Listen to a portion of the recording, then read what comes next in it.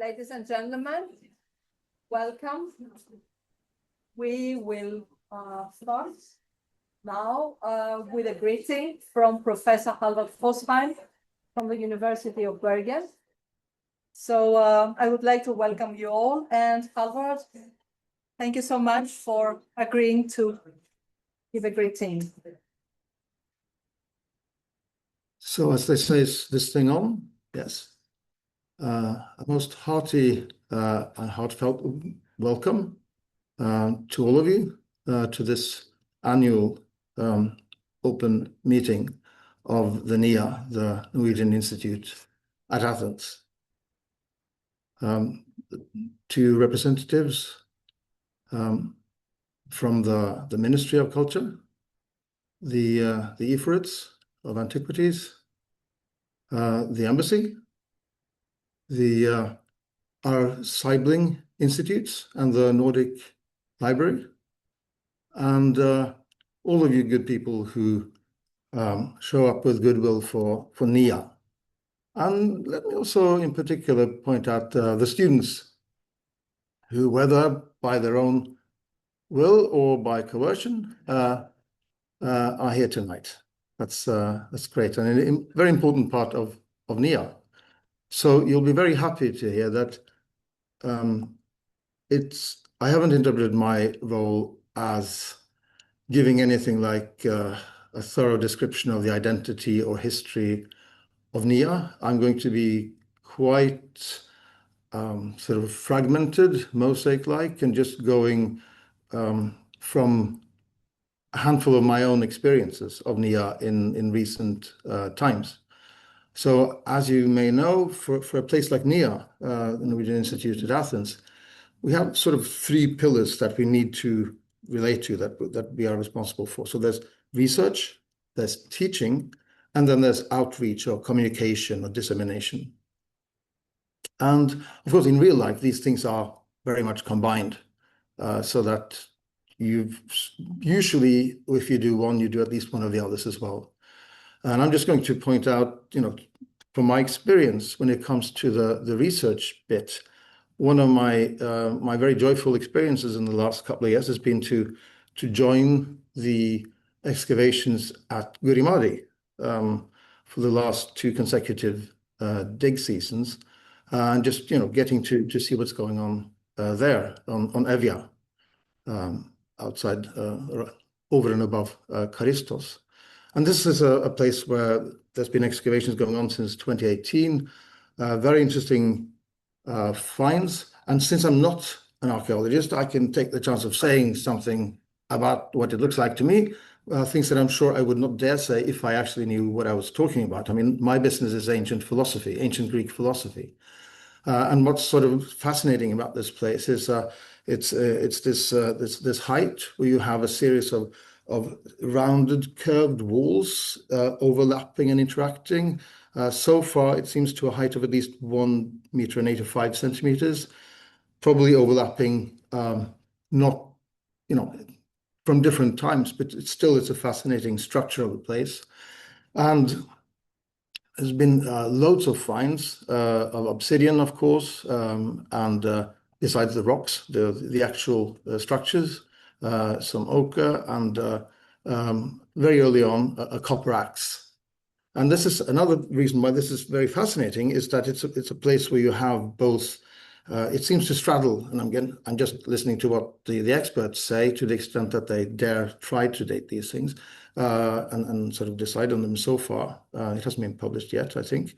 It seems to straddle the late Neolithic and the early Bronze Age. So there's been a continued use of this place for a long time. So that's it's a very important and interesting place. And I think I'm not being indiscreet if I'm revealing that it's my understanding that it's going to be recognized just around the corner as an actual archaeological site of Greece very soon. Spoiler, but doesn't matter. Yeah. Well, it doesn't leave this room. Are we streaming? Okay, but I want to point out the overlap again, because that's important for how NIA works. So this experience that I've had of these three pillars and all of that, that's in my capacity as an appointed member of the advisory board for NIA. And overlapping with that, in my capacity as an appointed member of the editorial board, there's of course also the importance of publishing the records, because with excavations and archaeological finds, like with any other kind of research, you haven't really done the full course of research until you have publications, so that you can both disseminate your results to your peers and also be criticized by them and tested. So this is part of the process. There's also a lot happening right now. So we have several publications queuing up to come out now. And I also want to emphasize yet another factor when it comes to Gurimadi as sort of emblematic of the important things that NIA is doing, namely that this is also a place for the training of young people who will be tomorrow's experts on this important complex inheritance of Greek history and prehistory. So like last year when I was there were 20 odd students from Norway, most of them from Bergen, and also students from other countries who sort of literally get to train and learn with really good seniors what is the métier of doing a dig in Greek archaeology. And this is really, I think I'd be very surprised if there's anything like it apart from this in Norway, because of course for NIA the important thing is to get Norwegian researchers and departments to know about the resources here, and to also get an interest in this rich heritage for all of us that is Greek history and prehistory. So that's a really quite a wonderful thing, the way that this works. Also, when it comes to teaching, again, I'm just going on with my anecdotal approach here. My own course that I think this is the 5th time I'm giving it, so it's been like about every second year for about a decade now, and that's in ancient philosophy. So you might think, so how is Athens relevant to this, apart from the fact that all this stuff, a lot of it happened in Athens? Well, you'd be surprised at how much there is to be gained from, on the one hand, we're reading these rather abstract, difficult and not so easily accessible texts like Aristotle's Politics, for instance. And then you go and see a place like the Pnyx, and you get something more of a feel for what this means, what it might mean in practice. So I think there's this thing that we often talk about that's often just nonsense. Here it's actually true. There is a real synergy from looking at both things that, in themselves, they're quite abstract and difficult, but the more when you combine them, you get a much richer experience. And of course, maybe I shouldn't be saying this openly, but it's not just about the experience and getting interested in it. We are actually sort of recruiting you now. That's sort of part of what's happening to you, those of you who are students. I know this because I used to be in that role, and I remember. I'm pretty sure that a course that was given by NIA in 1995. I know that it's been important both to me and to other colleagues who are now, in sort of professional positions and stuff like that, still sort of working and living for ancient culture and philosophy. A course given by Østby and Schreiner. Another thing that I would just like to mention is when it comes to the quality of the work and the manner in which it's done, it's my impression again that there is and this is an important thing, that there is not only a rather good balance now, and there's a lot of work going into this, a balance between these three pillars, but it's also the mode of the work that it has. I think there's an increase now in things that are continuous, that go on over time. So a prime example of that would be the inaugural Øyvind Andersen yearly lecture, which was, I think, right before Christmas sometime last. In May. Yeah, it was the May previous in May. Yeah.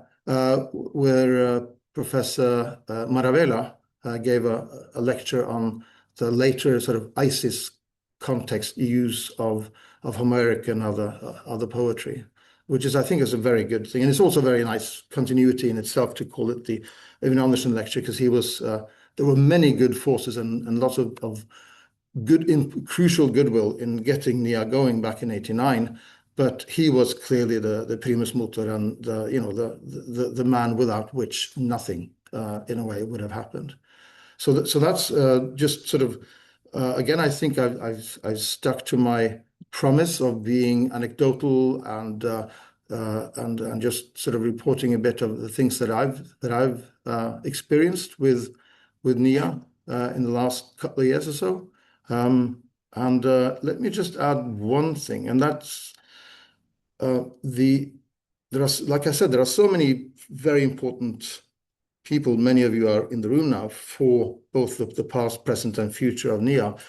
But I'd like to just highlight a couple of them, because the sort of everyday hard work and concerted effort to just keep things going on an everyday basis, a lot of that comes down to Delia and Pascalis, who are sort of basically the people who are in-house at NIA as their everyday day job.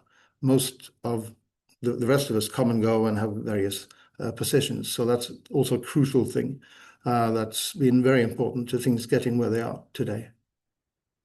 Thank you. Thank you, Professor Fossheim, for joining the Institute's 37th annual meeting.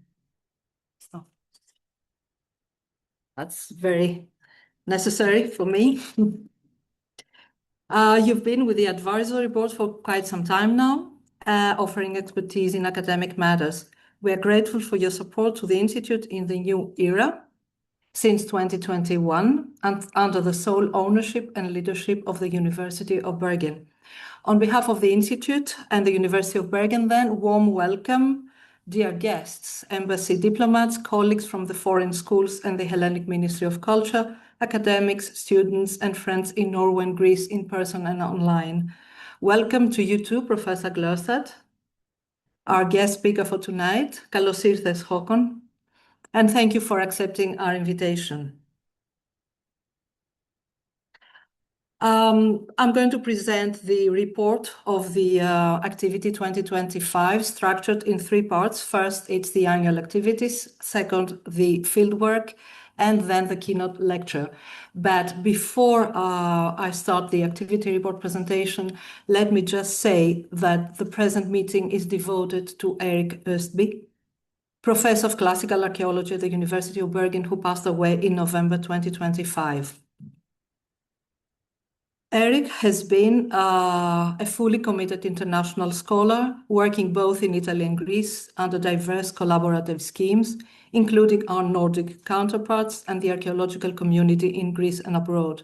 He served as the second director of the Norwegian Institute at Athens, succeeding Professor Øyvind Andersen, that Hallvard just mentioned, in 1994.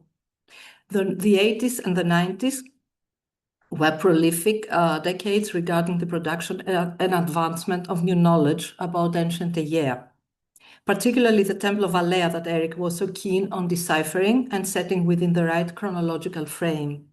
Erik was an enthusiastic teacher and a moral and actual supporter of the Institute, in the sense of encouraging, assisting wherever he could, sharing and caring for the Institute's future.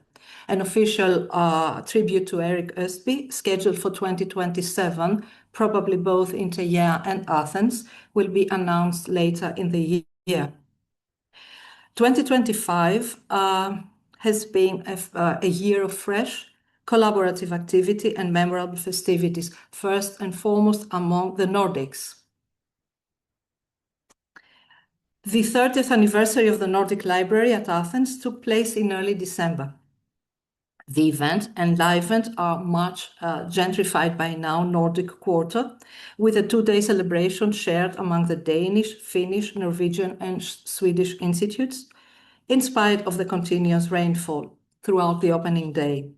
The board of the library, consisting of all four directors of the Nordic institutes and currently chaired by Dr. Jenny Wallenstein, director of the Swedish Institute, welcomed diplomats, former directors, and librarians, as well as senior academics, recalling their early career days and fun time in Athens before the millennium. Interns, students, and friends of the Nordic Library all were sheltered at the hospitable premises of the Finnish and Swedish institutes. The first director of the Norwegian Institute, Professor Andersen, who happened to have borne much of the bureaucratic and constructing burdens of the library, a building having emerged out of an early 20th century neoclassical listed house on Cavalotti 7, just round the corner here, offered personal anecdotal accounts of that time. Speeches from current institute directors showcased the main attractions, which took most part of that memorable evening. First, I should mention the presentation of the tribute volume Voreas, edited by Dr. Sanne Hoffmann, director of the Danish Institute, and Eddie Björklov, academic librarian at the Nordic Library, and designed by Ina Melengoglu, ALTSIS. Second, a guided tour to the small-scale photo exhibition, Our First Steps, that you can see on the right, down below. An exhibition mounted by the library entryway and curated by Dr. Petra Pakanen, director of the Finnish Institute, the artist Andrew Heisenwinkel, and myself. The second day of the festivities was devoted to a colloquium of the future of research libraries in a digital world. Experts from Denmark, Finland, Norway, and Sweden, alongside local professionals, presented methodologies, tools, and strategies aimed to address ever-increasing techno-epistemological challenges affecting users and library content alike. Maria Carme Torres Calvo, on the slide, Deputy Director General of the University of Bergen Library, represented Norway on this occasion by delivering a lecture titled Academic Libraries as Partners in Research and Education, Current Issues and Future Directions, hosted at the spacious seminar room at the Danish Institute. The colloquium brought a considerable turnout and was followed by seated lunch at the Norwegian Institute.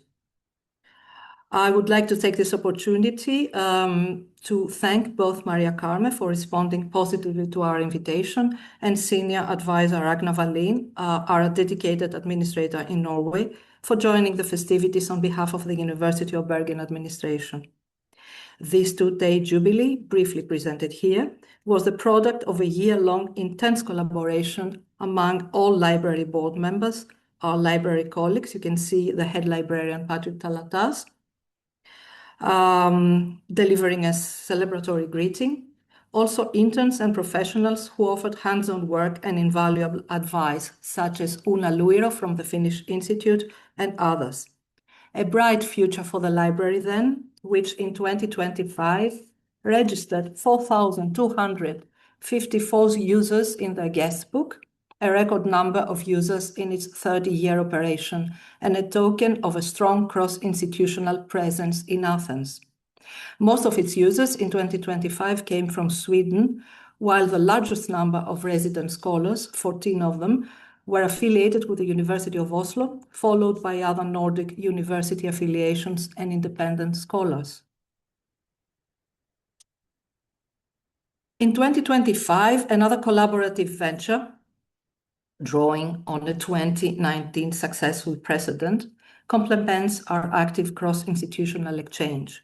I'm referring to the introduction of the research platform Democracy, initiated by the Netherlands Institute at Athens and its Deputy Director and Advisor on International Cooperation, Dr. Willem Ledeboer.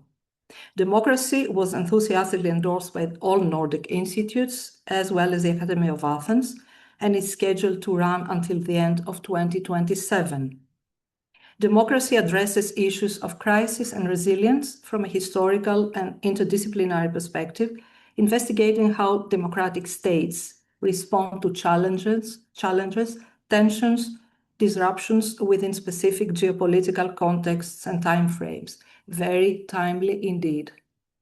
The inaugural event, titled Resilience and Reconciliation, Democracy in Crisis and Repair Across History, takes the form of an international workshop hosted at the Swedish Institute in a month's time on 28th and 29th April 2026. Before I continue with a more regular annual activity, two more unique collaborative schemes to celebrate in 2025. On 20th and 21st November, 9 scholars and curators from the Museum of Cultural History in Oslo came to Athens to meet with 17 Greek archaeologists and heritage professionals. Those came from the Hellenic Ministry of Culture, the Museum of Byzantine Culture in Thessaloniki, and the Aristotle University of Thessaloniki. The Norwegian Greek delegation, including former and current directors, head of departments, and scientific personnel, participated in a two-day workshop to seal the kickoff of the Memorandum of Understanding 2024-2030, signed in December 2024 by the current director of the Cultural History Museum in Oslo, Professor Aud Tønnesen, and the general director of the Hellenic Ministry of Culture, Dr. Olympia Vikatou. Let me just say at this point that our guest speaker, Professor Håkon Glørstad, former director of the Museum of Cultural History for a decade, and driving force behind this ambitious idea, reached out to the Norwegian Institute a couple of years before the COVID to suggest the draft of a memorandum. Håkon had envisioned the possibility of a scientific dialogue between the world of the Vikings and that of the Byzantine Empire as the ideal preamble for the new Museum of the Viking Age in the Oslo area, designed afresh and scheduled to open later in the decade. The Norwegian Institute facilitated the process by channeling the idea to the Hellenic Ministry of Culture. Upon reception of positive feedback, the MOU was drafted in close collaboration with the Directorate of Archaeological Museums, Exhibitions and Educational Programs. Special thanks go to the Ministry leadership, also the above-mentioned Directorate, and its current director, Nicoleta Saraga. Fueled by the enthusiasm and dedication of Sofia Tsilithou, archaeologist, museologist at the Directorate, who set the Greek delegation from all over Greece in motion, we hosted, and to whom I'm deeply grateful, we hosted the launch meeting in November and began to discuss joint activities based on shared academic interests and goals. Given that the agreement has a twofold nature, A, to accomplish scholarly research and map out potential Viking Byzantine spatio-temporal affiliations and encounters, and B, to exchange good practices and explore theoretical and methodological perspectives regarding the disciplines of museology and heritage. The program of the November meeting was dense, generating engagement, vivid group session discussions, and initial decisions for action in the next 2-year period. Based on follow-ups procedures since November 2025, we are happy to see this collaboration blossoming. And we are eagerly anticipating the implementation of a bilateral scientific meeting in May 2026, namely a workshop on the conservation of ceramics taking place in the north of Greece. More about this and other MOU activity in our next annual report. I will conclude this session on newly introduced collaborations by narrowing the focus on the Mediterranean region. Encounters is the title of a joint lecture series between the Norwegian Institute at Athens and our sister institution in Rome. Spearheaded by the current director of the Rome Institute, Professor of Classics at the University of Oslo, Dr. Han Lammers. Drawing upon a broad range of topics presented through the lens of cross-disciplinarity, the series calls for fresh knowledge produced within the fields of humanities. The concrete aim of Encounters is to disseminate the work of early career scholars, meaning postdoctoral and newly appointed academics, with promising research trajectories and with an active affiliation with universities or research institutions in Norway, Greece, and Italy. Launched in Rome in October 2025 at the premises of the Norwegian Institute, the series alternates between Rome and Athens in October and May, respectively. Following the inaugural greetings, Dr. Alessandro Palumbo, Associate Professor in Medieval Studies at the Department of Linguistics and Scandinavian Studies, University of Oslo, delivered the keynote lecture titled When Scandinavian Epigraphy Became Latinized, generating significant discussion among the audience. Many thanks to Han Lammers and all colleagues at NIA for their hospitality and an amazing collaboration in 2025. Looking forward to hosting another encounters in Athens in May 2026. Worth noting is that both Norwegian institutes received royal patronage by the Royal Court of Norway, which for the Norwegian Institute at Athens was renewed in the second half of 2025. This is an act of symbolic meaning, honoring the presence of the Institute in Greece. To turn now to our more regular activities, we distinguish between activities hosted at the Institute, with the Institute just facilitating the process, and activities endorsed or fully organized by the NIA. In the first category includes hosted research and teaching. Due to the non-flying policy regulations in Norway, the presence of hosted groups at the Institute fell off significantly in 2025. In October 2025, we offered our seminar room for the work meeting of a University of Bergen research group known as the Ancient World Research Group, consisting of scholars from 3 Bergen universities, namely the Department of Archaeology, History, Cultural Studies and Religion, the Department of Linguistic, Literary and Aesthetic Studies, and the Department of Philosophy. Moreover, earlier in the year, we had the chance to attend the successful completion of an EA Grants Active Citizens Fund bilateral program between the Hardanger Maritime Center in Norway, close to Bergen, and the Greek Euromare Cultural Heritage Management Company, under the title Strengthening Cultural Entrepreneurship and Promoting the Preservation of Traditional Wooden Boats in Greece and Norway. Now, regarding teaching,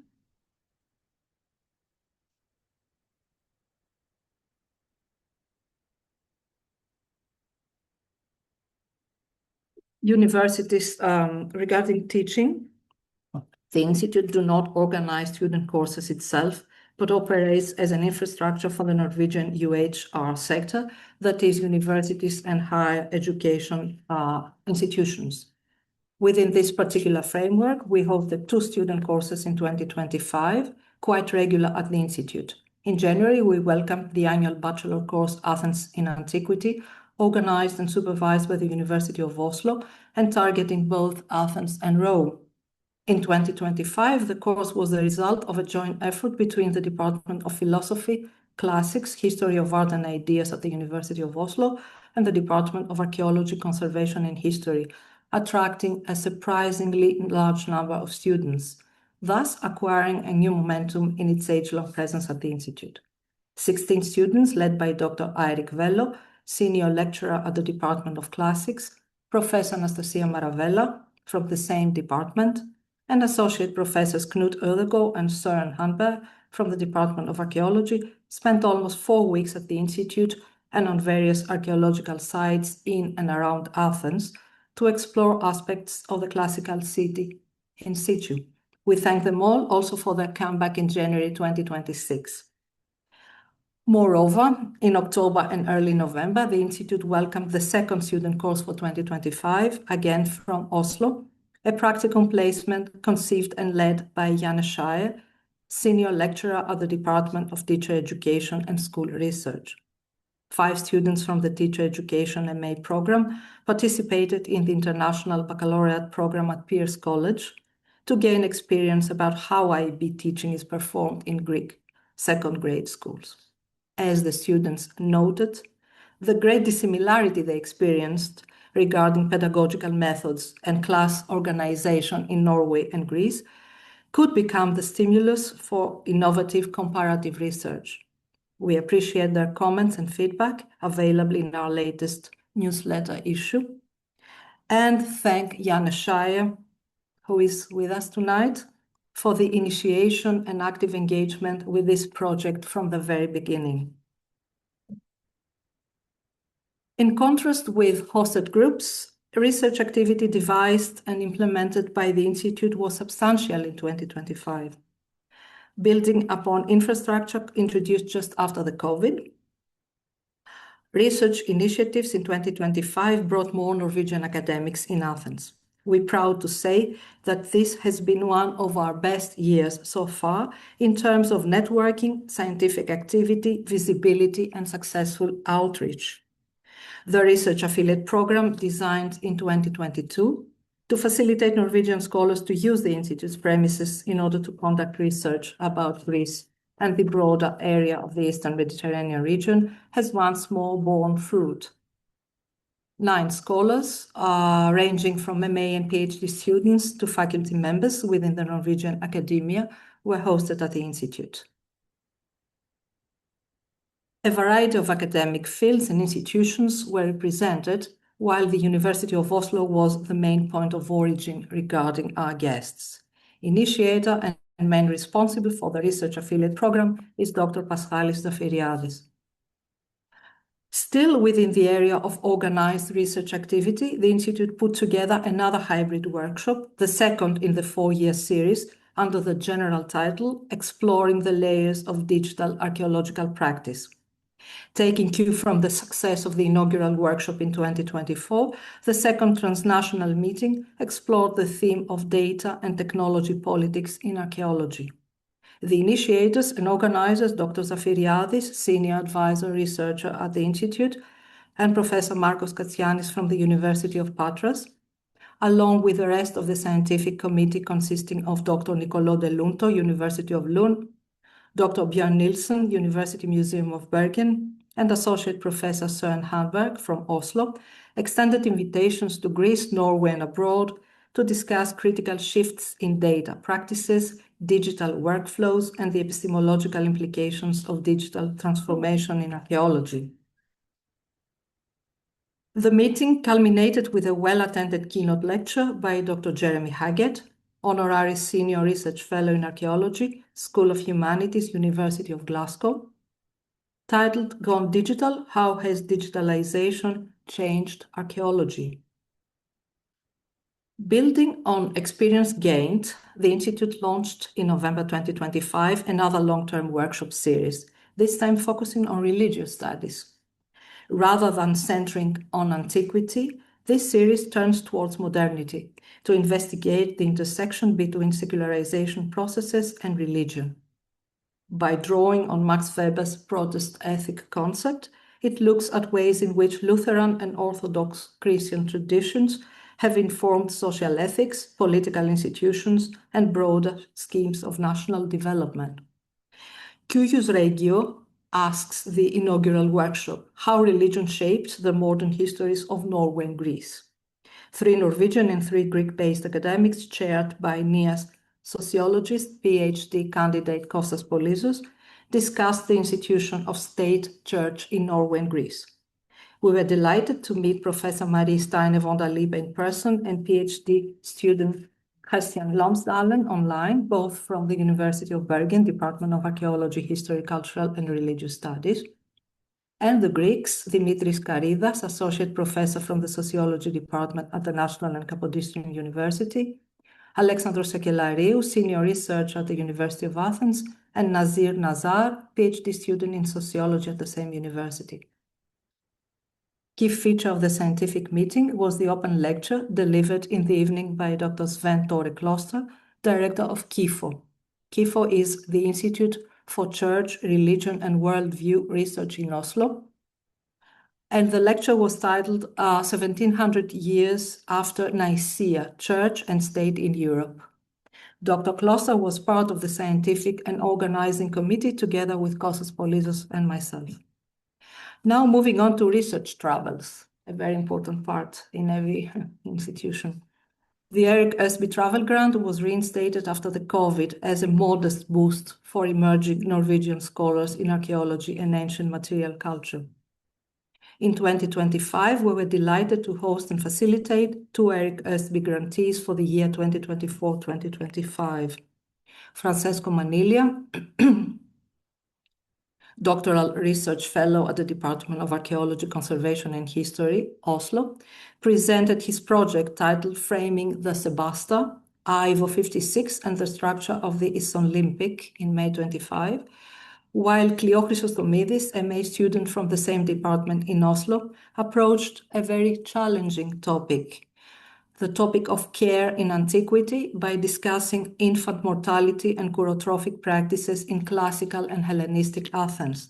The grantee for 2025-2026 is, we can announce that, Magnus Knudsen, a PhD student in ancient history from the University of Bergen, who will be at the Institute in the spring. Moreover, the Athenaeum Friends Association, established in Norway in 2019, upon the initiative of the University of Oslo, so as to bolster the Institute during a period of transition and structural change, as many of you might remember, allocates part of its annual membership income to the Institute in the form of 1 to 2 travel grants a year, offered to Norwegian scholars with broader focus on the humanities and social sciences. Within this frame that bridges research with dissemination, as Hallvard discussed before, we can't distinguish really. The Institute in February 2025 gave the floor to Dr. Robert Emil Bergen, you can see on the slide, the most recent recipient of the grant and postdoctoral fellow in History and Classical Greek at the Norwegian School of Theology, Religion and Society, known as MF, to present his ongoing research titled The Mimetic Ideal of Greek Drama, Engaging Actors' Bodily Imagination with Poetry. The lecture highlighted an underexplored area of research, namely multisensorial understandings of the Greek drama. And at the same time, it widened our pool of speakers by including additional academic institutions from the Norwegian university sector. On behalf of the University of Bergen, I would like to publicly thank Athenaeum and its board for their voluntary advocacy work throughout the years.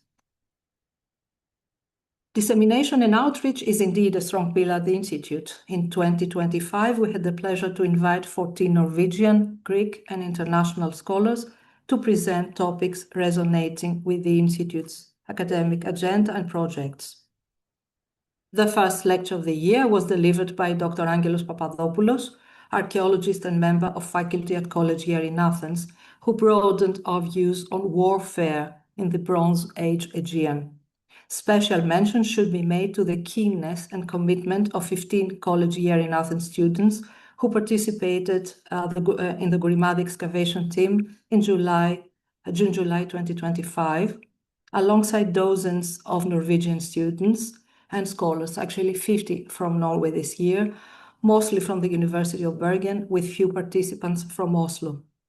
I would like to thank the leadership of CYA for entrusting their students to our wonderful Gurimadi team, directed by Dr. Zarko Tankosits, Dr. Paschalis Zafiriadis, and Dr. Fanis Mavridis, and for actively supporting the project. Other individual lectures during the year included Dr. Elena Saibiki, Assistant Professor in Political Science at the University of Oslo, the archaeologists Dr. Alexander Kapuran from Belgrade, Dr. Morten Ramstad and Dr. Konrad Smiarowski from the University Museum of Bergen, Dr. Zarko Tankosits from the Department of Archaeology in Bergen and former colleague at the NIA, Professor Paschalis Androudis from the Aristotle University of Thessaloniki, and the government grant holder from Norway, Dr. Evy Johanne Holland, presenting her recent publication on healing rituals, a comparative research between Greece and Norway. As Hallvard mentioned before, in 2025, we continued and enriched our recently established annual lecture series, two of which have been mentioned before, the Athenaeum lecture series and the Rome Encounters. In 2025, a third lecture series was added to our annual program, the Øyvind Andersen Annual Lecture Series, in honor of the founder and first director of the Institute. And indeed, Professor Maravella, a former student of Øyvind Andersen, delivered the inaugural lecture titled Homer, Hesiod, and Homeric Hymns at the Service of Isis, the reuse of Greek epic tradition in the poetic dedication of Isidorus at Narmutis. We are currently planning a fourth lecture series to be announced, με το καλό, next year, involving all active foreign archaeological schools at Athens. On 21st March, The Institute's annual open meeting, always a great opportunity to mingle with colleagues and friends, and students, of course, took place for the first time at the Acropolis Museum. Our guest speaker, the prehistoric archaeologist Dr. Björn Nilsson, head of the Department of Cultural History, University Museum of Bergen, brought about a most intriguing topic, namely future-oriented maritime landscape archaeology. It's wonderful to see that thanks to systematic networking and communication during the last couple of years, taking place in both countries, the ties between the Institute and the University of Bergen Museum are strengthening, also in terms of actual field project opportunities and exhibition projects. Drawing upon the previous reference, it's relevant to mention that in April 2025, the museum commemorated its 200-year anniversary. Festivities, special events, and a compact but fabulous anniversary exhibition showcase the background, potential, and theoretical premises of this important institution, researching what heritage stands for the 21st century. Dissemination of research acquires further meaning and educational value when sealed with a scientific publication. This autumn saw the completion of 2 more publications, both products of workshops held at the Institute in previous years. Stylistic Innovation in Western Greek Ceramics, Western Archaic Polychrome Pottery in Context, edited by Sine Barfel and Catherine Morgan, is a precious addition to existing literature on the topic, while Digital Impacts on Archaeological Fieldwork, Advantages and Limitations, edited by Nias Paschalis Afiriadis and Marcos Katsianis with Soren Handberg, the first volume of the workshop just discussed, Digital Archaeology, offers fresh insight into a cross-disciplinary and quite international field of inquiry. Both are now in printing stage and will add significantly to our papers and monographs from the Norwegian Institute at Athens series. We would like to thank each and every member of advisory/editorial board in Norway for providing guidelines and policy frames regarding the complex issue of publishing high-quality scholarly literature. Special thanks go to our printer, Angelos Argyropoulos, for always finding the best way to adjust to our criteria and modest budget. All of the above could not have happened outside the network of our institutional and collegial communities. In November 2025, we were honored to greet the new members of Norway's diplomatic mission at our premises. Her Excellency, the Ambassador of Norway to Greece, Harriet Elizabeth Berg, who succeeded Laila Brandt-Jakel in the summer of 2025, the Deputy Head of Mission Geir Håkon Johansen, and Christina Sordina, Advisor on Cultural Matters and steadfast collaborator of the Institute, were informed about the Institute's strategic plans and initiatives in recent years and offered support and ideas for common action. We are actually delighted to witness a continuing tight cooperation between the Institute and the Embassy, leading to creative synergies in the years to come. I'm sorry. Just before concluding, our rejuvenating annual administrative trip to Bergen and Oslo, just after the hot summer, increases the Institute's visibility and role in Norway. During last year's trip, we had the opportunity to present the Institute to the members of the Rectorate of the University of Bergen and meet with the new deans and vice deans. We visited colleagues and made the acquaintance of academics willing to use their own center in Greece for purposes of scholarly study, workshops, and conjoint projects. We appreciate the novel opportunities opening up and the interest expressed. Getting together also happens locally to keep up with tradition over a glass of juice, champagne, the New Year's cake, and the lucky charm. The so-called pita cutting arrangement in January, February every year has been a long-lasting tradition at the Institute and a pretty relaxed and inclusive environment, bringing together fellow schools, collaborators, and near friends. The Institute makes its work publicly known through a biannual newsletter and a brochure alongside our social media and YouTube channel, where all public events organized by us are uploaded and accessible. In addition, our publications, distributed for free at the Institute, are currently available through the University of Bergen Open Research Archive, known as BORA repository.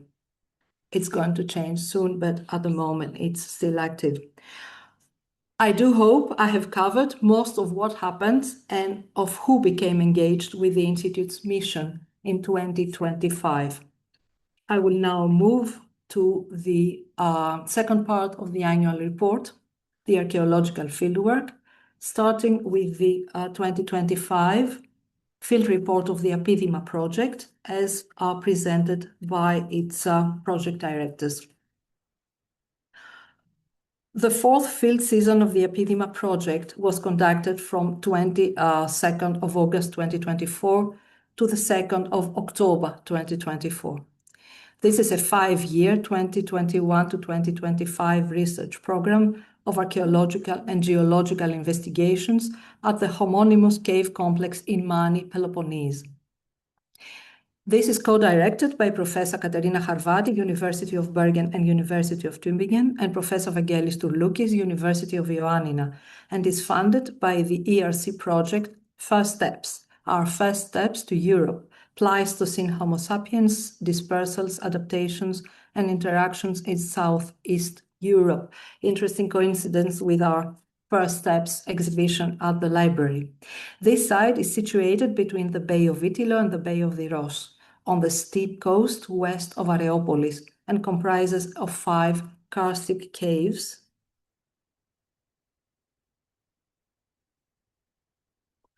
caves A to E. In the 70s and 80s, test excavations by the University of Athens unearthed important paleoanthropological and archaeological finds from the Paleolithic period, specifically, two human crania from Cave A, a purported ritual burial of a female skeleton associated with pierced shells, ornaments from Cave C, as well as numerous stone tools and more than 23,000 faunal remains.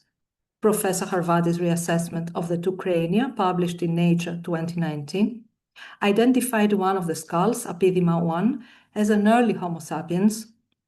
This specimen represents the oldest anatomically modern human in Eurasia, essentially about 150,000 years older than the oldest Homo sapiens known thus far in Europe.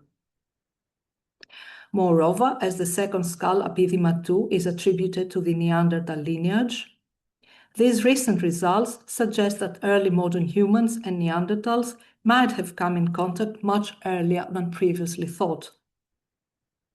The ongoing research at Apidima aims, first, to reevaluate questions that emerged from the earlier work with an archaeological methodology based on cutting-edge excavation techniques, and second, to extend the research of the first phase with the aim of elucidating the new research questions arising from the recent laboratory studies.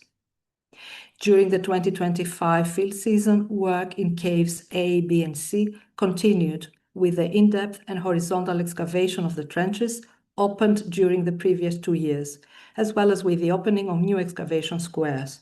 For the first time, within the framework of the current program, excavation work was carried out also in Cave D.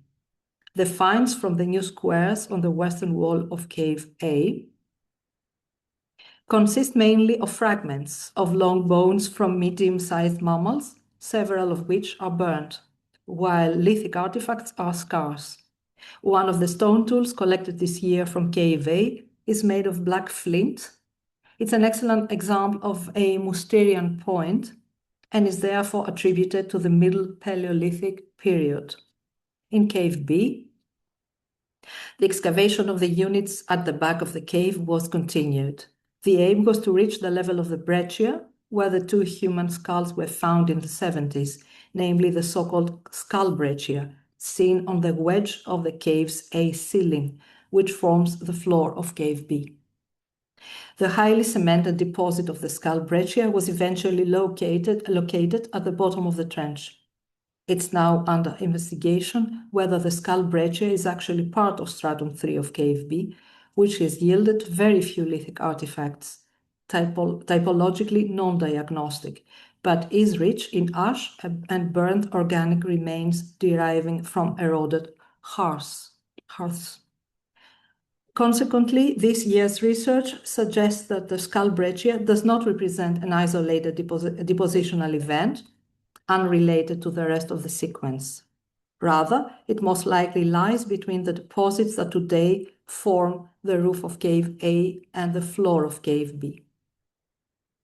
Work at Cave C revealed a sequence of successive hearths, some of which were lined with stones, right on the right picture, which were likely put there to retain heat or to structure the space.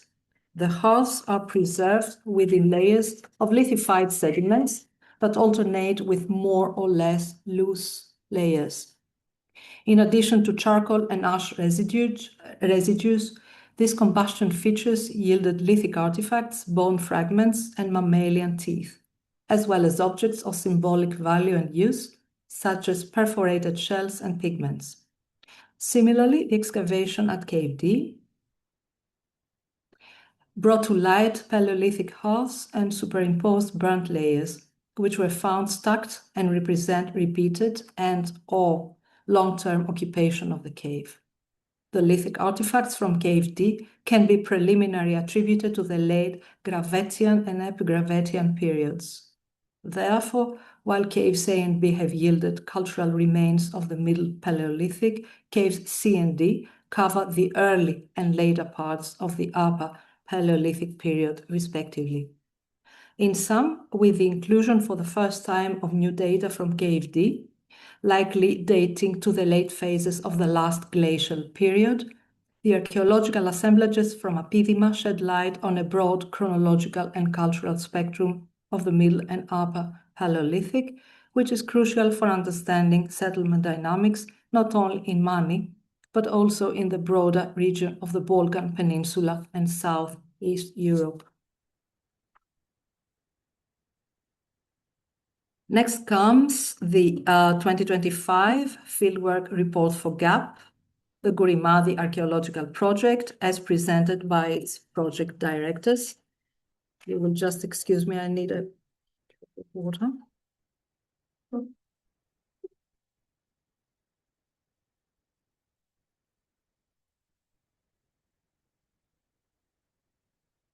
In 2025, the Gurimadi Archaeological Project completed its 8th consecutive field season, continuing the systematic excavation of an important prehistoric site in southern Europe, Euboea, sorry.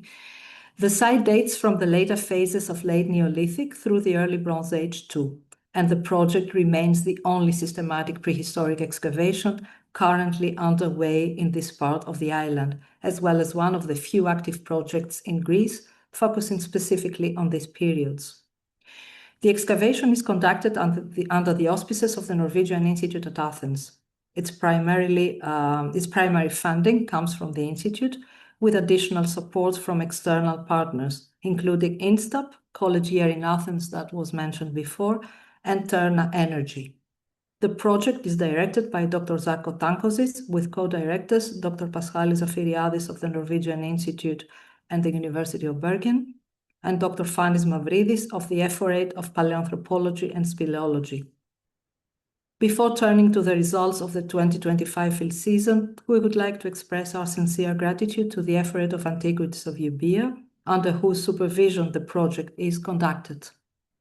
We are especially grateful to Dr. Dimitrios Christodoulou, Director of the Ephorate, and to Mrs. Fani Stavroulaki, Head of the Department of Byzantine and Post-Byzantine Antiquities and Museums.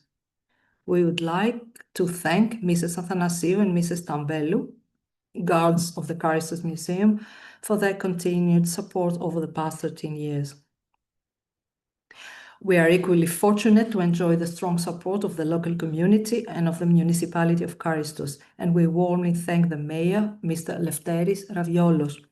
Among other forms of practical and logistical assistance, the municipality has generously provided, free of charge, the storage and laboratory facilities that we use in Kalivia Charistos. Finally, we're deeply grateful to the many student volunteers, as well as to our team of specialists and senior collaborators whose work is essential to the success of the project. Gourimadi is located in southern Euboea, about 6 kilometers from the modern town of Karistos, on a ridge along the southwestern edge of the Katsaronio Plain. Since 2018, our excavations have gradually revealed a prehistoric settlement with extensive and successive architectural phases dating from the late Neolithic through the early Bronze Age. Bronze Age II. This chronological span is supported by both the ceramic sequence recovered at the site and a series of radiocarbon dates. Importantly, we have found no material later than early Bronze Age II. This strongly suggests that the site was not reoccupied in subsequent periods, a factor that has contributed significantly to its remarkable state of preservation. As you can see on the slide, the preservation of the site is truly exceptional. Stone-built architectural remains have been uncovered in every trench we have opened, in many cases preserved all the way down to bedrock. As mentioned before by Professor Fossheim, one particularly striking example is Wall 4 in Trench 1, which survives to a height of 1.85 meters. This makes it one of the best preserved architectural features known from the early prehistoric Aegean. Beyond the architecture, the excavation has also produced a very rich ceramic sequence, along with thousands of obsidian lithic tools and production byproducts. The presence of this large quantity of debitage indicates that obsidian tool production was taking place on site, further highlighting the importance of Gourimadi for understanding early Aegean prehistory. In 2025, the excavation continued in several existing trenches, specifically trenches 1, 2, 3, 8, 9, and 10, located on the flat upper hill part of the hill, as well as in trench 11 on the upper section of the southern slope.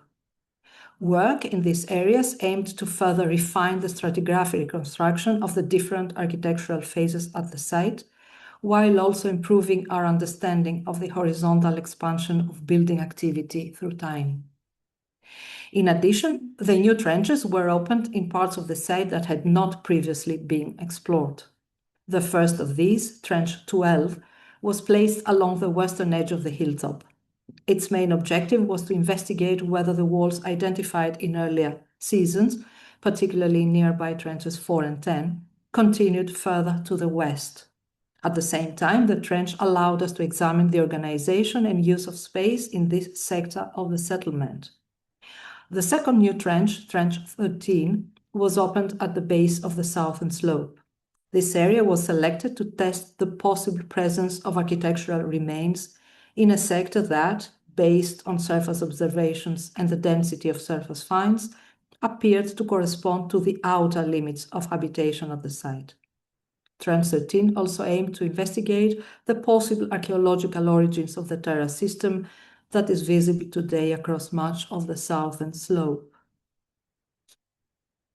Excavation in Trench 1 during the 2025 season focused on the central part of the trench, as dense architectural remains and the presence of bedrock limited further work in other areas. In fact, bedrock had already been exposed in the northeastern sector of the trench during previous seasons. Work in this area was carried out in coordination with the northern part of Trench 3, allowing us to reconstruct the stratigraphic sequence and depositional context more clearly across the two trenches. As a result, excavation in Trench 1 was essentially confined to the space defined by walls I-26, I-27, and I-1, together with a large schist boulder that was uncovered last year in the southeastern part of the trench's central area.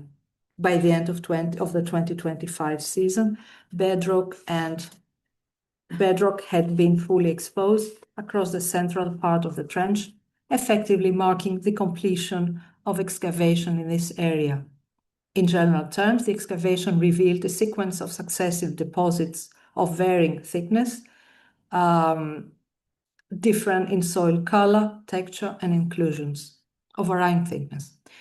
These deposits produced only a small number of movable finds, and no complete architectural features or other built structures were identified within them.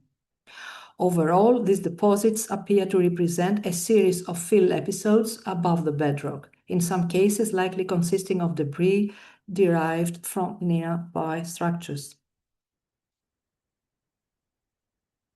In 2025, excavation in Trench 2 resumed in order to investigate possible structural connections with the architectural remains uncovered last year in Trench 11, located immediately to its south.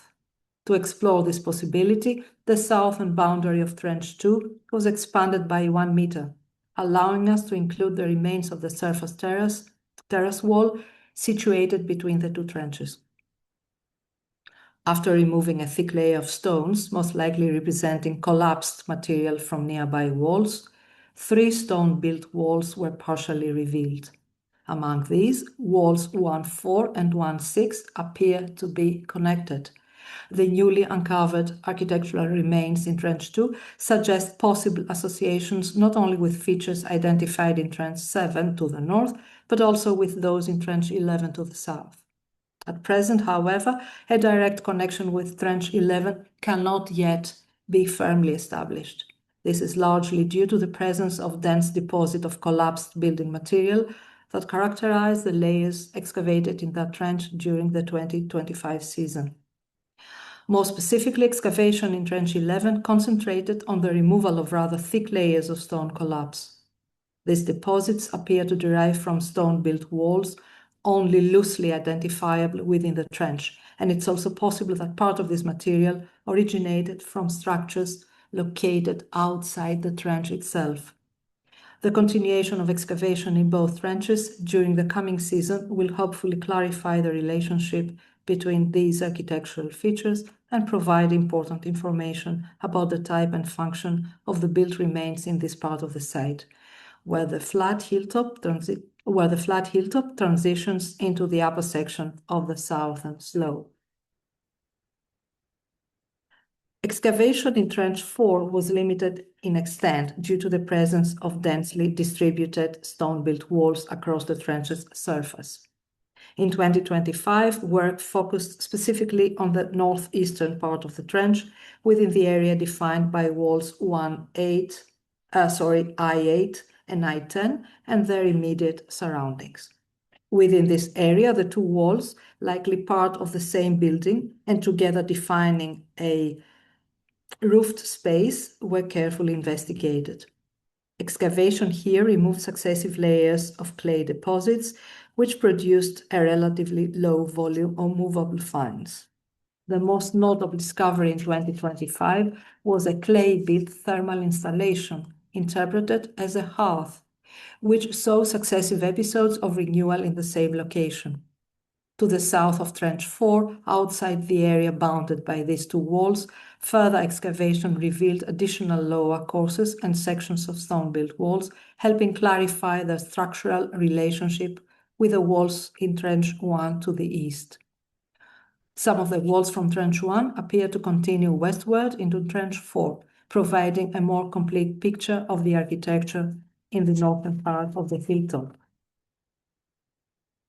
Excavation in Trench 9 continued alongside work in the western half of Trench 8, since previous observations suggested that the context in these 2 areas are homogeneous and likely part of the same occupation phase. For clarity, the trench area was divided into 2 sectors, west and east of wall I3, which runs roughly north-south across the area under excavation. Continued work revealed the northern boundary of wall I3 and additional courses along its eastern face. The area east of the wall consists of successive deposits that yielded very few movable finds, with their number gradually decreasing with depth. These deposits are reminiscent of those previously excavated in the western part of Trench 6 to the north at approximately the same depth. In the western half of Trench 9, excavation removed thick layers of yellowish, compact soil containing scarce finds and a rather dense concentration of medium and large-sized stones. The interpretation of these deposits remains puzzling, and further work will be necessary to understand their origins and function. Excavation in Trench 10, located on the western part of the hilltop, focused on the further investigation of 6 stone-built walls that had been partially uncovered in previous seasons. The work also aimed to reconstruct the relationships with walls previously excavated in trenches 4, 5, and 9 to the east. The close spacing of the walls and the presence of dense scatters of stone debris from their fabric made excavation challenging and slowed progress. Despite these difficulties, by the end of the season, we were able to clarify most of the extent and orientation of the walls, which appear to define both indoor and outdoor spaces. The most striking example of a roofed space was uncovered in the southern part of the trench, where walls I1 and I2 bound what seems to be an indoor area. The floor of this space yielded numerous movable finds, illustrating different domestic activities, including millstones found in situ.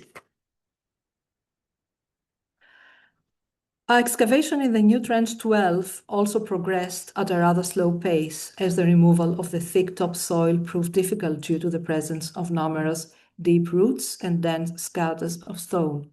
Immediately after the topsoil was removed, we were able to identify 7 stone-built walls distributed across most parts of the trench, except for its southwestern corner. Because these walls are closely spaced, they left only limited areas available for excavation, mostly in the spaces between them. By the end of the season, it became clear that several of these walls are structurally connected. For example, in the northern half of the trench, walls I2 and I3 appear to be associated, as do walls I4 and I5. The finds from Trench 12 indicate that prehistoric building activity extended onto the western slope of the hill. At present, however, the specific functions of the architectural remains uncovered in this area remain uncertain and will require further investigation in the coming field seasons. Finally, in Trench 13, the most distant trench from the hilltop investigated so far, excavation initially focused on understanding the origin and function of a semicircular concentration of stones visible in the middle of the southern face of a terrace that runs east-west across the center of the trench. This feature attracted particular attention because its semicircular layout resembles similar structures interpreted as defensive elements or bastions at several contemporary sites in the Cyclades and elsewhere in the Aegean. However, as excavation progressed, this interpretation had to be reconsidered. The results indicated that the terrace visible on the surface of the trench is relatively modern, and therefore not part of the prehistoric landscape of the site. That said, excavation did reveal a possibly prehistoric antecedent of this feature in the western half of the trench, just above bedrock and roughly following the same east-west orientation. This feature still requires further excavation in order to clarify its nature. The deposits resting directly above the bedrock produced exclusively prehistoric material, primarily pottery and lithics. Much of this material appears to have been redeposited through natural erosion processes, moving downslope from the upper parts of the hill. The movable finds from the season 2025 do not differ significantly from those recovered in previous years, either in terms of artifact categories or chronological attribution. As in earlier seasons, the assemblage includes large quantities of pottery, most of which dates to the final stages of the Neolithic and the early phases of the early Bronze Age. We also recovered numerous obsidian tools together with the byproducts of their on-site production, further confirming that obsidian working was taking place at the settlement itself.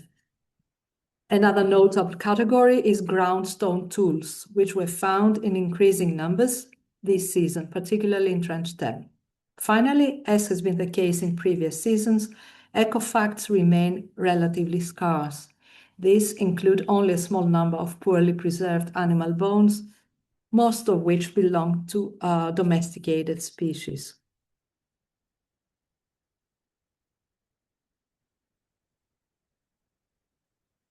In summary, the 2025 excavations have further deepened our understanding of this complex prehistoric site. This season's fieldwork has allowed us to redefine the stratigraphy of the architectural remains, revealing overlapping construction phases dating to the 5th and 4th millennia BCE. With clear evidence now pointing to habitation during the middle and possibly even the earlier part of the 5th millennium, Gourimadi appears to represent the oldest known open-air prehistoric site in southern Euboea. This makes the site particularly important for the reconstruction of prehistoric chronology in the wider Aegean. As the number of radiocarbon dates continues to grow, and as the study of the pottery assemblage progresses, the contribution of Gourimadi to the broader scholarly discussion will only become more substantial. Beyond the excavation results themselves, the project has also continued to play an important educational role. Over the years, we have trained large numbers of Norwegian archaeology students in the methods and techniques of archaeological fieldwork. As we heard before, knowledge that many of them are now applying in their home country. It's particularly gratifying to see some of the students who participated in the early years of the project now working on rescue excavation projects conducted by the university museums in Bergen and Oslo, making use of the transferable skills they acquired through their involvement at Gourimadi. At the same time, we have begun what we hope will become a fruitful collaboration with college here in Athens, I mentioned before, with the goal of further expanding the educational and training activities associated with the project. In addition, the project now maintains an active collaboration with colleagues from the archaeology section of the University of Bergen, which includes staff and equipment exchange, as well as the coordination of other joint activities that we hope to develop further in the coming years. The project directors and the Norwegian Institute at Athens would like to extend their sincere gratitude to all the individuals and institutions that have contributed to the success of the project. As always, special thanks go to our dedicated team of specialists and volunteers from Norway and from many other parts of the world. We therefore look forward to continue our research in the coming years and to uncovering further evidence about the long prehistoric history of this remarkable site. Wow, that was a lot of walls, but those walls have made us really proud. And I must officially announce now that, as mentioned before, we await the print decision, ministerial decision, that declares Gourimadi the official archaeological site in Greece, an official archaeological site in Greece. That was not happening before, and actually the first excavation of Norway outside its borders. So I would like to sincerely congratulate the project director, Dr. Zarko Tankosic, and the co-directors, Dr. Zafiriadis and Dr. Frans Mavridis, for this excellent work. So now, before I leave the floor to Professor Glørstad, I would like to express, as ever, our gratitude to the leadership of the University of Bergen, particularly the Rector Margaret Hagen, the University Director Tore Tungoden, the CFO and Administrative Leader of the Institute in Norway, Per Arne Fossheim, and our Senior Advisor Ragnar Wallin, for their constant support and genuine care. Gratitude is also due to the Advisory Board, its new chair of the board, Professor Eivind Selland, Vice Rector for Research at the Faculty of Humanities, University of Bergen, who succeeded Professor Ole Hjortland in the autumn. Many thanks to Ole for the previous years. Professor Hallvard Fossheim from the Department of Philosophy, Dr. Zarko Tankosic, Project and Administrative Manager at Sapiens, Center of Excellence, University of Bergen, and Jonas Juel, Student Representative. A warm welcome should be addressed to the new member of our advisory board, Senior Lecturer Eirik Vello, Department of Classics at the University of Oslo, otherwise very familiar to us for co-organizing the Athens in Antiquity course for years.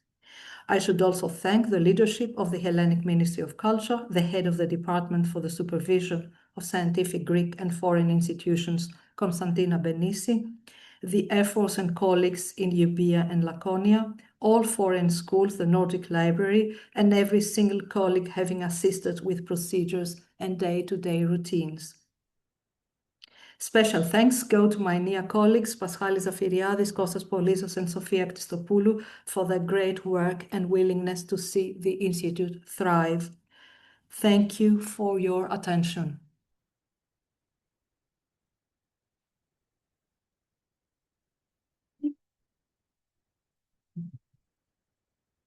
It's now time to turn to our esteemed guest, Professor Håkon Glørstad, who is honoring this meeting with a keynote lecture, The Making of Viking History, Maritime Ventures in the Past and the Present. Håkon Glørstad is professor in archaeology at the University of Oslo. He has been director of the Museum of Cultural History in Oslo for 10 years, 2014-2024. In this period, he has also been central in the planning and building of the new Museum of the Viking Age in Oslo. Håkon Glørstad has previously published extensively on several topics in archaeology and heritage studies. These include the Stone Age of Northern Europe, cultural heritage management, archaeological methods and theories, research history, Viking Age archaeology, and museology. He has conducted several large-scale projects in archaeology, including excavations and research activities. Well, Professor Glørstad, please, the floor is yours. Thank you very much. And thank you very much for the invitation for being here tonight. It's a big honor for me to give this keynote lecture. And I will devote most of the time to the Vikings, but I will like to start actually another place in Hollywood. Good. Thank you. In the US-Canadian comedy, My Big Fat Greek Wedding from 2002, the father of the bride-to-be claims that all English words can be traced to Greek. I think most people would agree that this claim is a bit overstated. Still, there is little doubt that the Greek language has made enormous contributions to most European vocabularies. The long-lasting tradition of learned or scholarly culture going back to classical Greece is of course one important reason why Greek words are so numerous in European languages. One such Greek word that certainly was in fashion in Western intellectual life at the end of the 20th century was epistemology. As you all know, the word is commonly translated into English as the study of knowledge. The study of society, including science as knowledge systems, was the glorious virtue of philosophy and social science at the late 20th century. Research was seeking truth and facts. Still, truth and facts were always conditional, and the epistemological inquiries should reveal the conditions that made us accept certain results and reject others.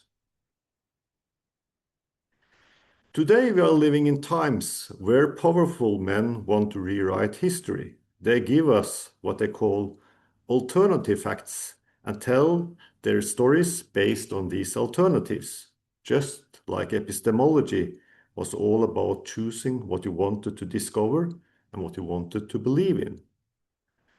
This is, of course, a fundamental denial of the essence of science. Maybe knowledge is conditional, but the procedures of research, critically examining data, the significance and representativity, and to make your work subject of relevant critical examination of other experts is something very different from telling any story that you want to tell. In this lecture, I want to discuss how the Vikings expanded out of Scandinavia in the 8th to 11th century, altered history, and made worldwide contacts. Not at least their encounters with the Byzantine Empire and the Greek world had major effects on Norwegian history. I want to tell this story with an additional epistemological perspective to show you how important the Vikings have been for the constitution of modern Norwegian history and identity, and how modern Norwegian history has shaped our perception of the Vikings. Finally, I will present a few examples how Viking history still is used in contemporary politics. History is a tremendous formative force that should never be underestimated. So to understand history and to understand the conditions of the historical reality is imperative in the difficult times that we live through today. The Vikings and the Viking Age have been objects of fascination ever since the Middle Ages. The Icelandic author Snorri Sturluson wrote his famous saga about the Norwegian Viking kings in the 13th century as part of the political strife between Norwegian royalties and nobles. Already then, the Viking history was actively used as a political tool in contemporary conflicts. Snorri visited Norway twice in the beginning of the 13th century, and there is little doubt that he actively used the ancient monuments and sites that he could observe on his journey in Norway as elements in his account to materialize and consolidate the accuracy of his saga. The picture here is from the ancient cemetery at Borre in southeastern Norway. That, according to Snorri, was the resting place of two of the ancient Ynglinga kings in the saga. The story about the royal Ynglinga line was crucial for the Norwegian king's claim to rule this part of Norway. And by writing the burial mounds into the saga, their claim was strengthened with material evidence. At the end of the medieval period, Norway lost its independence and became, in 1537, a colony under Denmark. However, a strong national current developed during the 18th century, and approximately at the same time as the Greek fight for independence started, the Norwegians too decided that Norway again should become an independent nation. So in 1814, a new Norwegian constitution was authored and adopted by an assembly of Norwegian citizens. Alas, the euphoria of independence quickly ended as Denmark was allied with Napoleon during the ongoing Napoleonic Wars.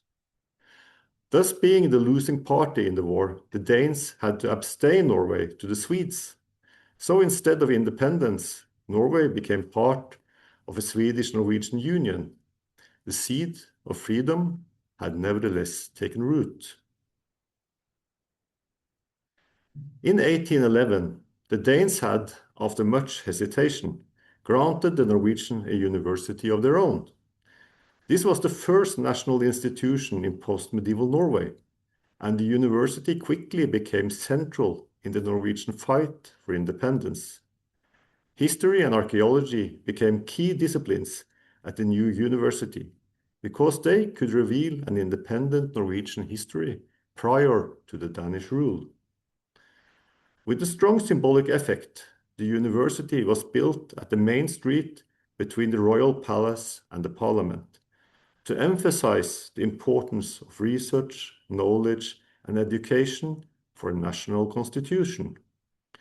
Of course, an explicit architectural reference to Greek temples on the facade of the central building draws the intellectual lines back to the scholarly culture of ancient Greece. The Viking Age and the medieval period known from the sagas became the fundament of a new Norwegian identity and esteem. In 1905, Norway regained its independence, thus stimulating and upscaling the national project in research and politics. Thousands of pagan mounds were excavated during the 19th century that revealed a rich and fascinating Norwegian prehistory. Here you can see a photo from the late 19th century of an investigation of a burial mound outside Bergen in Western Norway. Probably one of the first photos ever taken on Norwegian excavation. This activity culminated with the discovery of 3 Viking ship graves in the period 1867 to 1904. The first ship to be discovered, the Tune ship, attained some scholarly interest. The second discovery, the well-preserved Glørstad ship, aroused much excitement. But the third discovery, the royal ship grave at Oseberg, attained the interest of the whole world.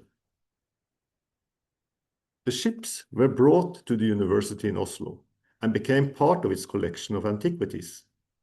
The 3 ship graves gave the archaeologist a whole new universe of knowledge about the Viking Age, knowledge that scholars had thought was lost long time ago.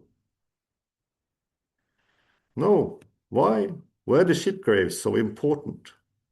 One obvious reason was that the graves were extremely well preserved, and thus gave the archaeologist detailed insight in the material life of the glorious Viking Age. The second and deeper reason was that maritime life and the sea have defined Norway and Norwegian worldview. Only 3% of the country is suitable for agriculture. Food and fortune had to be found elsewhere. Just like in Greece, shipping has historically been extremely important for Norwegian economy. Additional large-scale fishing and hunting for sea mammals have also been cornerstones in the Norwegian economy. The name Norway is commonly understood as the way to the north, and indeed the Norwegian coast is a fantastic communication route. The fjords and the archipelagos generously spread along the entire west coast of Norway enable safe and efficient communication for people that are used to boats and maritime life. The sea has therefore always been important for humans living in Norway, from the first immigrants more than 11,000 years ago until today. However, the Vikings took sea voyages to a whole new level. The Vikings were the first prehistoric people who took the major step away from the safe coastal fairway. Admittedly, the Greeks and the Romans had sailed across the Mediterranean Sea and along the coast of Iberia, Africa, and Great Britain long before.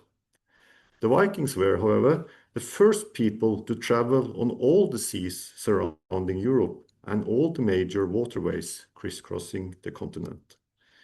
The sea, the lakes, and the rivers brought the Vikings to 4 continents, constituted the funding of their power, and defined their epoch. Also notice how fast they explored the world. In only 200 years, the Vikings' direct interest sphere extended from Scandinavia to Canada, from the Barents Sea to Africa, and from Ireland to the Caspian Sea. Through trade, their network reached even further to India, Afghanistan, and the western parts of China. To understand the Viking era and to understand the Viking culture, we have to understand the sea. Throughout history, the majority of humans have been thinking their lives through land. Territories and empires are built on land and by control of land. There are, however, other ways to perceive reality. Power and reign can also be achieved by controlling the sea. The sea constituted the Viking Age as it has constituted Norway. The fishing fleet sailing along the coast toward the banks is a photo taken in the 20th century.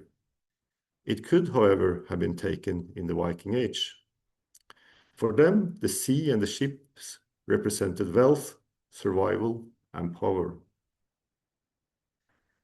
The Vikings were not the first to realize this. It was clearly and poetically stated by the great Athenian leader Pericles as early as 431 before Christ. I quote, "The rule of the sea is indeed a great matter. Consider for a moment. Suppose that we were islanders. Can you conceive a more impregnable position? Well, this in future should, as far as possible, be our conception of our position. Dismissing all thoughts of our land and houses, we must vigilantly guard the sea and the city. End of quote. This statement could also have been given by the mighty Viking king Harald Hairfair, the first king of Norway. This is a reconstruction of Harald Hairfair's royal seat at Karmøy in western Norway at the end of the 9th century, based on archaeological excavations. Not much of a palace to speak of, but then again, Harald did not need any castle. Karmøy is the bottleneck of all coastal traffic along the Norwegian coast, one of the most strategic points in the whole country, because there are not many other options than to pass this island on your way to the north or to the south of the country. Here, Harald kept his mighty fleet, but the royal seat was not much more than a storage place for supplies for naval operations. Because Harald was a sea king, a king that ruled Norway by the sea and by his ships. And with his fleet, Harald was able to control and intervene in an area much larger than the actual territory of Norway. He raided and fought his enemies throughout the seas that surrounded Scandinavia. He could collect taxes and pillage the monasteries and villages of the British Isles. And he made his alliances to other kings and earls all over Northern Europe. For instance, he placed his young son Håkon at the court of the English king Athelstan in Wessex, in order to make a strong alliance with this ruler, simply because Wessex and England was part of his sphere of interest and influence. By being a sea king, he did not need to be physically present at all places that he wanted to control or dominate.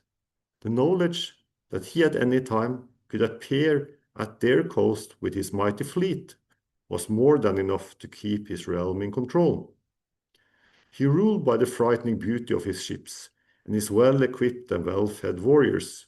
For indeed, the Vikings took pride in looking good and mighty by armor, clothing, and jewelry.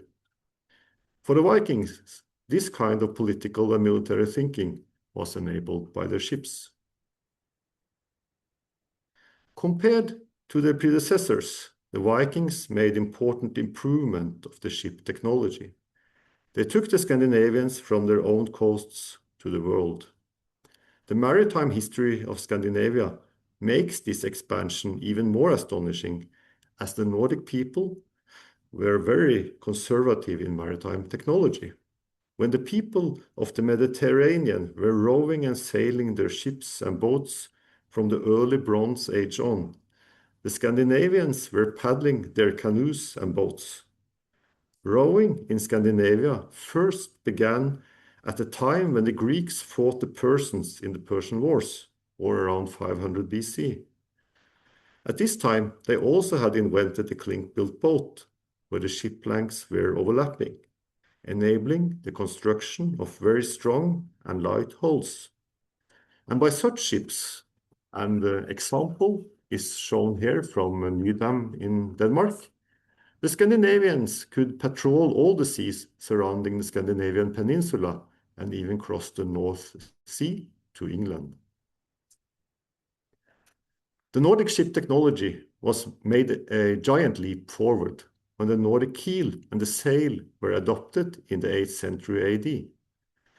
The clink technology, in combination with a large and strong keel and hydrodynamic improvements of the hull, enabled the building of large ships that were solid, still flexible, seaworthy and fast-going, also in shallow waters where other ships could not go. The keel enabled stable and even close-hauled sailing over long distances, and with such ships the Viking even crossed oceans. In short, they invented the perfect machine for wars, raiding, and exploring. By these ships, they were able to navigate across the Atlantic, jumping from island to island across the ocean. They even found their way to Labrador in Canada, where they settled for a short period in the beginning of the 10th century. One of their farms was discovered in the 1960s and later reconstructed, as you can see here. The Vikings did not have maps. They were only navigating by landmarks, the sun, and the night sky. Taking the contemporary sailing technology in Europe into consideration, their journeys are almost an unbelievable achievement. So, during the time as a colony under Denmark, the Norwegians still took their pride in their fleet and their boat-building tradition. In the 19th century, scholars rediscovered the clinker boat tradition that were kept alive in the fishing communities along the Norwegian coast. The traditional fishing boats that were in use until the first decades of the 20th century were, if not the successors, at least close relatives to the Viking ships. They were widely known for their beauty and sailing abilities. This iconic picture is taken in 1974 on a famous voyage where two such fishing boats were sailed from Norway to Iceland. The boats were gifts to celebrate Iceland's centenary of independence. And as you can see, the boats are literally flying over the water in almost 20 knots. Just like the Viking ships, the hull is semi-planing, and only the strong keel secures the stable course.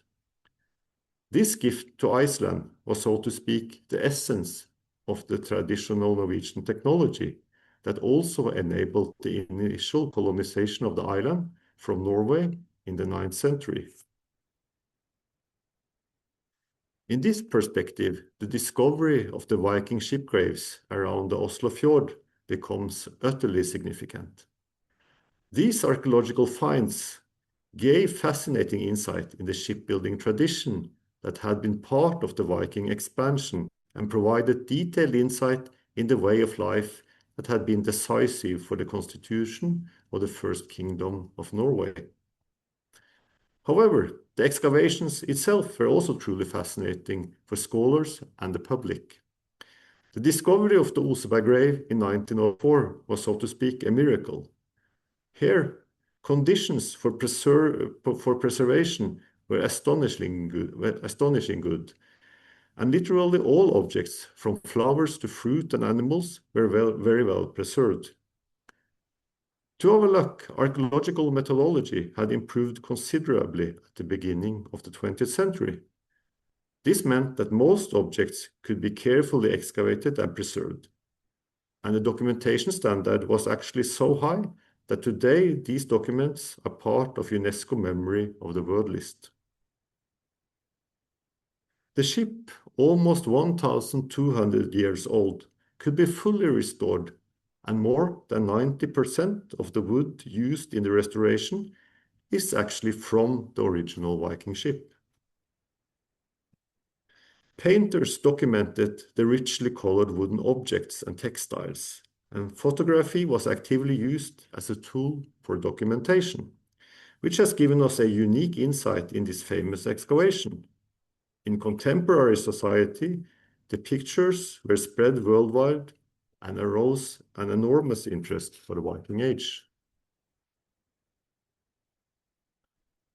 There was no coincidence that the Oseberg grave became so rapidly famous. All the organic components of the grave were preserved, and the grave is still considered to be one of the richest graves ever found in Europe. The ship was filled with precious objects, gift to the queen that was buried the summer of 834, or almost 1,200 years ago. As you can see from the photos, the shape of the ship was very clear, and it was therefore possible to reconstruct the whole vessel in all details. Also, the grave goods were so well preserved that the objects could be restored and displayed to the public. And here you can see a small selection of the restored objects, spanning from well-made beds, chairs, and kitchen utensils to ritualized objects perhaps used in royal ceremonies. The full grave inventory and the ship itself is the most outstanding collection of crafted wood objects from the European Middle Ages. Everywhere they dug, new objects and treasures appeared. The artists were working full-time to document the color of the textiles and wood carvings that were rapidly vanishing when the old objects were exposed to air. Today, these aquarelles give us a small hint about the colorful and luxury-oriented Viking culture. The three ship graves were of tremendous importance to Norwegian identity and self-esteem. However, the young Norwegian nation had a weak economy, and although the newly discovered Viking ships were considered outstanding objects of Norwegian heritage, the state could not afford a decent building for keeping and displaying the famous ships. They were kept in provisory shelters in the university garden in the center of Oslo. The small picture here shows the shelter for the Tune ship, a wooden building in a national romantic style. The largest picture shows the Glørstad ship, and as you can see, it was stored in a wooden barn, not even with a proper floor. The Oseberg ship was stored in an even less photogene building, a simple shelter made of roof cover. The climate inside these shelters was very humid and unpredictable, especially in the winters. After a short period, fungus was discovered on the ship planks of the Oseberg ship, a strong message that the ships had to be kept in much better facilities if they should be preserved for the future. This photo shows the consequences of this realization. In 1926, the Oseberg ship was moved to a new museum building that could provide decent conditions for preserving and displaying the ship for a growing audience. You can see the rails are leading out of the building on which it was transported down to the harbor in Oslo. Here, it was loaded on a barge and transported to its new destination. The Oseberg ship was moved to Bygdøy, a small peninsula a few kilometers outside the city of Oslo. In 1915, the leading Norwegian architect Arnstein Arneberg had won a competition for designing the new museum that were to host the three Viking ships, Oseberg, Glørstad, and Tune. The museum was designed like a church or a monastery in a Romanesque style, very characteristic of the Norwegian medieval period. Below you can see the former Viking ship museum. For most visitors, it still resembles a sanctuary or a sacred building. Arneberg did a great job as an architect. The Viking ship museum represents a perfect integration of objects and architecture. Every detail in the interplay between objects, the beautiful ships, and the halls has been carefully taken care of. The interplay of spectacular objects and well-designed architecture turned the museum into an icon of Norwegian culture and a world attraction. By simple but effective means, Arneberg made the building and the objects together constitute the most important heritage site in Norway. The building and its content are considered as an outstanding monument of the national consolidation of the 20th century. The Viking Ship Museum has been a royal mausoleum for the ancient Norwegian nobility. The beautiful and timeless unity of objects and architecture defied time. Architectural elements connect this museum with the mausoleum of the new royal line in Norway, making material links between the past and the present, just like Snorri did when writing his saga in the 13th century.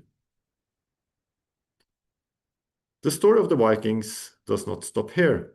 More than ever, the Norwegians have realized that the Viking heritage displayed at the Viking Ship Museum in Oslo is among the most important objects of Norwegian history. This heritage must be managed in a better and more modern way than the current museum building can provide. This has started a whole new chapter in the story about the Vikings and their heritage.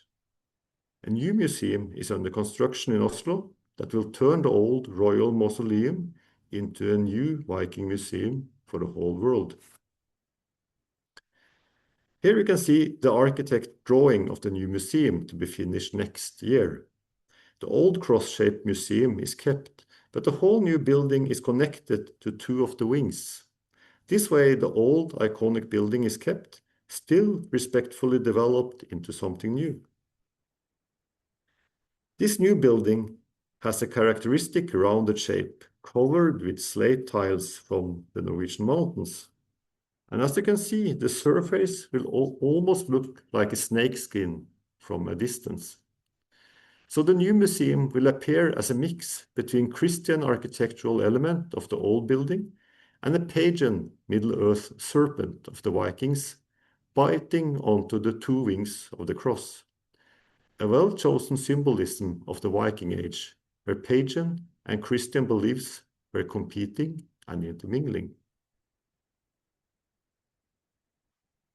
This encounter between the pagan Viking world and the Christian civilization, so evident in the facade of the new museum, brings us also back to Greece and the Byzantine civilization.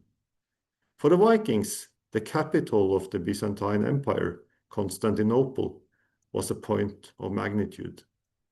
The city was called Miklagard, the great city, and represented the center of the Christian world. Approximately at the beginning of the 11th century, Christianity was commonly accepted as a religion in Scandinavia, even though people still held pagan options open. In Norway, Saint Olaf has traditionally been considered as the king who Christianized the country around 1030. Recent research, however, has revealed a much longer Christianization process starting in the 9th century. In the last decades of the Viking Age, more precisely in 1034, the last Viking king of Norway, the half-brother of Saint Olaf, Harald Hardrada, literally the hard ruler, took service in the lifeguard of the Byzantine Emperor Michael IV. This lifeguard, known as the Varangians, consisted of mercenaries from Scandinavia and the Scandinavian-controlled realm Kievan Rus in present-day Ukraine and Russia. Harald, known in the Byzantine sources as Araltes, had a high military rank in the guard and was active as an officer in several battles, both in the Middle East, in Bulgaria, and Italy. His career in Greece ended with imprisonment in 1042, as he, most likely rightfully, was accused for embezzlement. In 1043, he enabled to escape, went to Kiev, where he had brought his fortune in safety, and with military and political experience from his career in the Byzantine army, as well as an army of loyal and well-trained soldiers, he became king of Norway, started the war with Denmark, and finally died in battle trying to conquer England. The history of the Vikings and the Varangians have not left many visible traces in Greek history. A few runic inscriptions in the Hagia Sophia in Constantinople, and the runes and ornaments carved on the Piraeus lions are presumably the most famous tokens. The same way, there are very few items preserved from Viking Age Norway that can be directly connected to the Byzantine Empire and Constantinople. However, the encounter between two very different civilizations made lasting marks on Norwegian and European history. With his experience from Constantinople, Harald Hardrada initiated the process of making Norway into a European medieval state that lasted for almost 500 years. His campaign to conquer England opened for the Norman invasion of Britain that shaped British and even European history significantly. And even today, the Vikings haunt European reality. This is very evident in the war in Ukraine, where the history of the Kievan Rus realm is mobilized by both parties. The picture here shows President Putin unveiling a statue of Volodymyr the Great, the ruler who Christianized the Kievan Rus. Volodymyr represented a dynasty of Viking rulers, and by placing the statue in the center of Moscow, Putin emphasizes the realm of Kievan Rus as part of Russian history. Thus, according to Putin, Ukraine and Russia must be considered as one single unit with a common origin and a joint history. The Viking heritage is also evident in the ongoing conflict between Europe and the US president about Greenland, as Greenland was part of the medieval Norwegian realm that the Danes annexed in 1537. So the reason why Greenland today is part of the Danish kingdom is literally the Viking expansion across the Atlantic. In January 2026, this year, the Norwegian government, at the request of the government in Ukraine, erected a copy of the Norwegian runestone about the river Dnipro in Ukraine.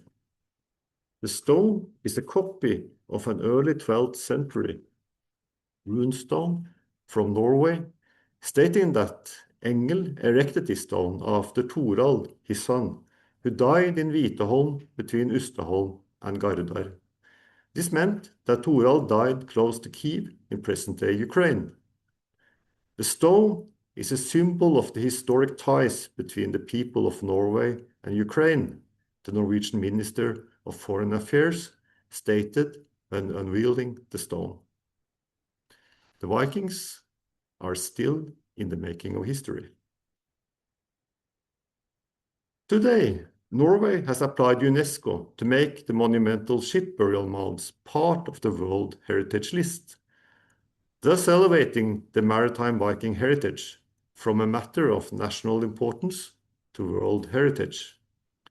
The picture shows the excavation of the Gjellestad Viking ship grave, excavated in 2020, the first Viking ship to be excavated for 115 years in Norway.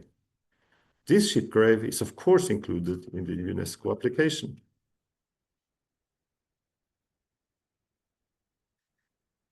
In Norwegian history, the Viking Age represented consolidation, the consolidation of the Norwegian state in the 11th century, and an ideological consolidation of the new Norway in the 19th and 20th century. This process is still going on. For instance, in 1994, the Olympic Games at Lillehammer in Norway represented a significant national consolidation through revitalization of the Viking heritage and the Viking ship legacy. The Games also represented a new stepstone in the worldwide Viking fascination. For most people globally, the Vikings represent the opposite, not consolidation, but brute power, anarchy, plundering, and violence.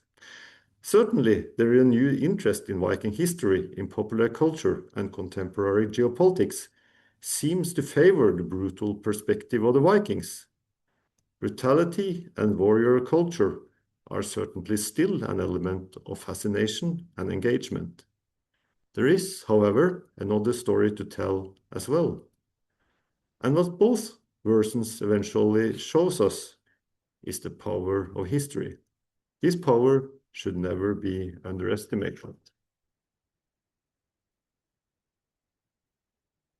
When we take reality for granted, we also forget that we perceive reality as a certain historical construction of that reality. In this lecture, I have tried to demonstrate how the maritime history of the Vikings is intimately connected to the succeeding Norwegian history from the Middle Ages until today. Part of this history is well documented in archaeological and historical research. Part of it are created as an identity-making process with mythical and ideological elements, naturalizing a certain image of being Norwegian or Scandinavian of today.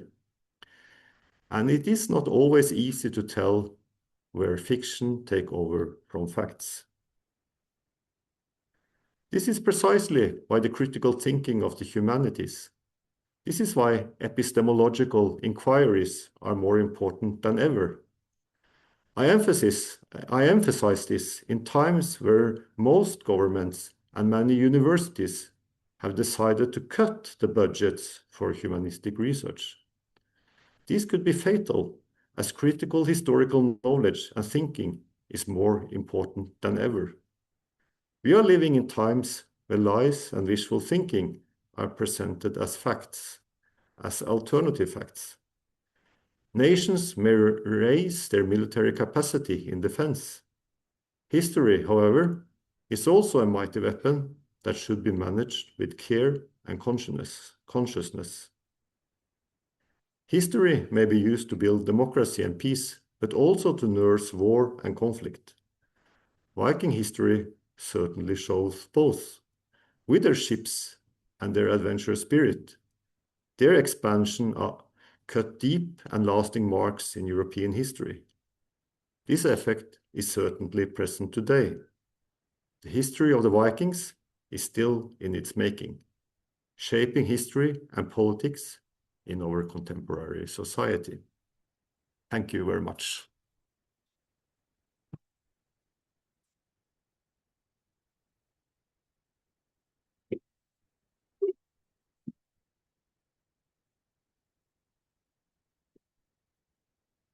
Thank you very much, Professor Glørstad, for this wonderful lecture showing the ingenuity of Vikings and the adventures of archaeology and museology, I must say, contemporary museology. Great work you're doing in Oslo. And we do hope, under the umbrella of the MOU and other occasions, this lecture will be one of many. Thank you all for being here with us tonight, for joining and for your attention. This is all from us, and we hope you enjoy the rest of the evening. Thank you so much.